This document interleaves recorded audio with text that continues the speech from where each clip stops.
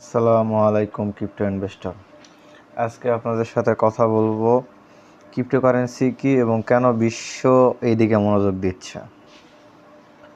Cryptocurrency সম্পর্কে আপনারা নতুন কিছু জানতে এবং কোন কোন কয়েনের প্রাইস প্রেডিকশন চান, এই বুল রানে কোনটা কতটুকু আপসাইড করবে, কোনটা মার্কেটের সকল আপডেট পেতে আমাদের ইউটিউব চ্যানেলটি সাবস্ক্রাইব করবেন। ক্রিপ্টো বস আমার ইউটিউব চ্যানেলটি অবশ্যই সাবস্ক্রাইব করবেন এবং আমাদের টেলিগ্রাম চ্যানেল ক্রিপ্টো বস চ্যানেলটি অবশ্যই জয়েন হবেন, কারণ আমরা ক্রিপ্টোকারেন্সি বিষয়ক প্রত্যেকটা তথ্য সবার প্রথম আমরা টেলিগ্রাম চ্যানেলে দিয়ে থাকি। তো চলুন আজকে কথা বলবো ক্রিপ্টোকারেন্সি কি এবং কেন বিশ্ব এদিকে মনোযোগ দিচ্ছে।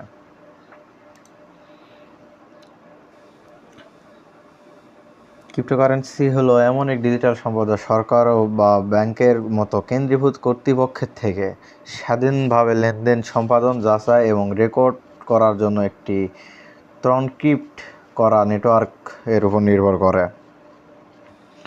ক্রিপ্টোকারেন্সির সবচেয়ে বড় কয়েনটির নাম হলো বিটকয়েন।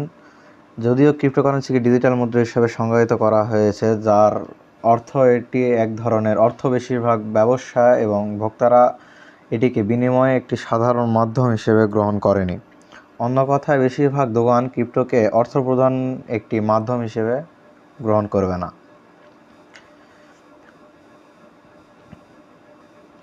ক্রিপ্টোকারেন্সি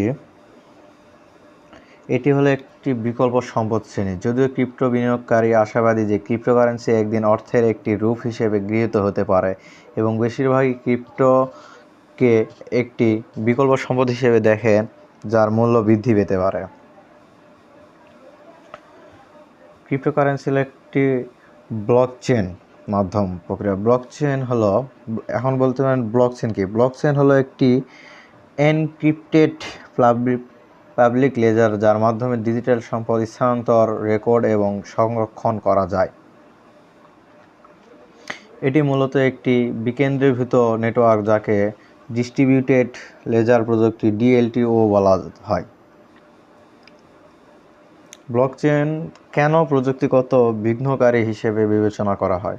ব্লকচেনের লেনদেনের রেকর্ড এবং তথ্য অত্যন্ত নিরাপদভাবে, স্থায়ীভাবে রেকর্ড এবং সংরক্ষণ করার ক্ষমতাকে এটিকে অনেক ব্যবসা এবং সরকারের কাছে আকর্ষণীয় প্রযুক্তি করে তোলে। ব্লকচেনের সম্ভাবনা ব্যবহারের ক্ষেত্রে এখানে সীমিত তালিকা দেওয়া হলো। HODL এর কাছে যায় বা না যায়। HODL হলো একটি ক্রিপ্টোকারেন্সি অপভাষা যা দীর্ঘমেয়াদীর জন্য একটি ক্রিপ্টো কয়েন বা টোকেন ধরে রাখা বোঝায়। এটি 2013 সালে বিটকয়েনকে একটি ক্রিপ্টোকারেন্সি ফোরামে পোস্ট করা হয়। আই অ্যাম হোল্ডিং শিরোনামের একটি থ্রেডের একটি টাইপো থেকে এসেছে। ক্রিপ্টোকারেন্সির সবচেয়ে জনপ্রিয় ধরনগুলো কী কী? 18,000-এর বেশি ক্রিপ্টোকারেন্সির মধ্যে বাজারের মূলধনের দিক দিয়ে বিটকয়েন এবং ইথেরিয়াম হলো পৃথিবীর সবচেয়ে বড় বৃহত্তম দুটি ক্রিপ্টোকারেন্সি। মূল এবং বৃহত্তম ক্রিপ্টোকারেন্সি বিটকয়েন 2009 সালে একটি বিকল্প আর্থিক সম্পদ হিসেবে বিকশিত হয়েছিল।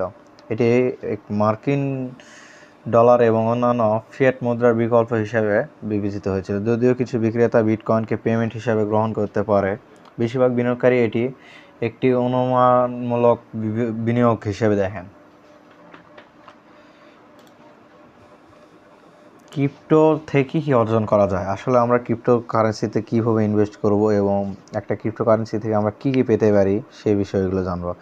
কিছু ক্রিপ্টোকারেন্সি যেমন বিটকয়েন, থিটার আর্থিক কার্য সম্পাদনের জন্য তৈরি করা হয়েছিল। অন্যান্য যেমন ডোজকয়েন বা শিবা ইনু মুদ্রা নতুনত্বের জিনিস হিসেবে তৈরি করা হয়েছিল, যার মূল্য, জনপ্রিয়তা ও ট্রেন্ডিংয়ের উপর নির্ভরতা।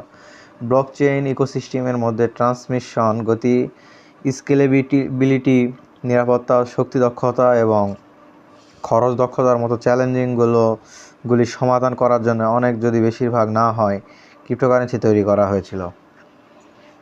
এবার আমরা জানবো আমি কীভাবে ক্রিপ্টোতে বিনিয়োগ করতে পারি বা আমরা কীভাবে ক্রিপ্টোতে ইনভেস্ট করতে পারি। আপনি একটি ক্রিপ্টোকারেন্সি এক্সচেঞ্জ অথবা ক্রিপ্টোকারেন্সি লেনদেনের দালালি করতে পারে এমন যে কোনো আর্থিক প্রতিষ্ঠানের মাধ্যমে ক্রিপ্টো কিনতে পারেন। একবার আপনি ক্রিপ্টোকারেন্সি কিনলে আপনি আপনার ক্রিপ্টো কয়েনগুলো একটি ডিজিটাল ওয়ালেট, অনলাইন ওয়ালেট, এক্সচেঞ্জারগুলোতে সুরক্ষিত করতে পারবেন। ক্রিপ্টোকারেন্সিতে কী ধরনের ঝুঁকি রয়েছে? ক্রিপ্টোকারেন্সি বিনিয়োগে কিছু সাধারণ ঝুঁকি এখানে দেওয়া হলো। অস্থিরতা ঝুঁকি, নির্দিষ্ট অর্থনৈতিক বা বাজারে পরিস্থিতিতে ক্রিপ্টো মূল্য প্রায়শই চরম পরিবর্তন প্রদর্শন করে। তরলতার ঝুঁকি, সাইবার নিরাপত্তা ঝুঁকি, রাতারাতি ঝুঁকি। যেহেতু ক্রিপ্টো 24/27 ট্রেড করে, তাই আপনার হোল্ডিং রাতারাতি প্রতিকূল ওঠানামার শিকার হতে পারে। বিলুপ্তির ঝুঁকি, কিছু ক্রিপ্টো কয়েন বিলুপ্তির কারণ হিসেবে এটি রয়েছে। এই ঘটনাগুলো বিরল, নির্দিষ্ট কয়েনের ক্ষেত্রে অনন্য। ক্রিপ্টোকারেন্সি ইটিএফ ঐতিহ্যবাহী এক্সচেঞ্জ তালিকাভুক্ত। ক্রিপ্টোকারেন্সি উৎসাহিত একটি রাজনৈতিক প্রভাব ও মূলধারণ গ্রহণযোগ্যতাকে সুদৃঢ় করতে চায়। ক্রিপ্টোকারেন্সি থেকে আপনারা যেরকম নিজেদের জীবন ক্যারিয়ার করতে পারবেন, আবার নিজেকে গরিব করতেও বেশি সময় আপনাদের প্রয়োজন হবে না। ক্রিপ্টোকারেন্সি এমন একটি মার্কেট, অনেক রিস্কি একটা মার্কেট। আপনারা অবশ্যই জানতে হবে, শিখতে হবে। এই মার্কেট বিষয়ে কিছু করতে হলে অবশ্যই সবার প্রথমে আপনাকে শিখতে হবে। ক্রিপ্টোকারেন্সির যত শিখবেন আপনার দক্ষতা তত বৃদ্ধি পাবে।